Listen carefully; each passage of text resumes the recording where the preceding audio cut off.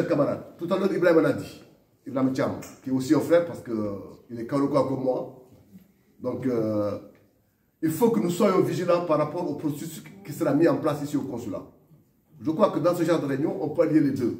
On peut à la fois parler de la raison pour laquelle ATEL a été mise en place, mais aussi faire de la politique.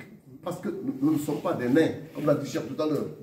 PASTEF a menti pendant 10 ans pour arriver au pouvoir. Aujourd'hui, il ne faut pas qu'on se taise pour les laisser manipuler le pays, comme l'a fait le Premier ministre Ousmane Sonko avant-hier soir. Venir devant les Sénégalais, dégrader l'image du pays, de telle sorte que le Sénégal vous prive aux journaux étrangers, alors que tu aspires à le transformer, je dis que ça c'est de l'amateurisme politique. Et on ne doit pas accepter cela. Et pour ne pas l'accepter, il faut que chacun d'entre nous se montre capable de savoir relever le défi, de savoir taire nos querelles et travailler dans ATEL, ici en France, pour que nous ayons des élections libres et transparentes et que ce qui s'est passé lors de l'élection présidentielle la dernière fois, on sait que notre pays sait organiser des élections. Et ça, on le doit à une administration de qualité. Celle que le Premier ministre a voulu vilipender avant-hier en parlant de falsification. Parce qu'il y a une falsification, ce n'est pas le président Macky Sall ou Issou Bouleg qui vient faire les chiffres. Il y a une administration qui était là. Et le premier d'entrée aujourd'hui gère les finances du pays. Gère les finances du pays.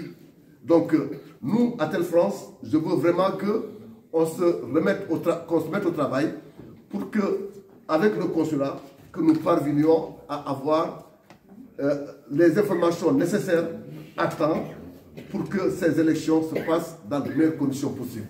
Et que, rappeler aux militants, d'où qu'ils viennent, que ATEL, ce n'est pas une coalition politique. Ça, c'est important de rappeler aux gens. Ce n'est pas une coalition politique, mais c'est un cadre de concertation dans lequel nous exigeons qu'il y ait une transparence du processus électoral jusqu'au jour du vote, jusqu'à la proclamation du résultat. Et ça, il va falloir que chacun de nous se mette au travail. Je ne terminerai pas, bien entendu, sans remercier, chers camarades militants de la paix, vous qui êtes venus en masse. Je vous remercie donc d'être venus, en remerciant l'ensemble de ceux qui sont venus aujourd'hui, donc tous les camarades, tous les partis politiques qui sont là, et tous les membres de la société civile. Je vous remercie. Et pour apporter ma réponse, je l'emprunte à Ousmane Sonko lui-même.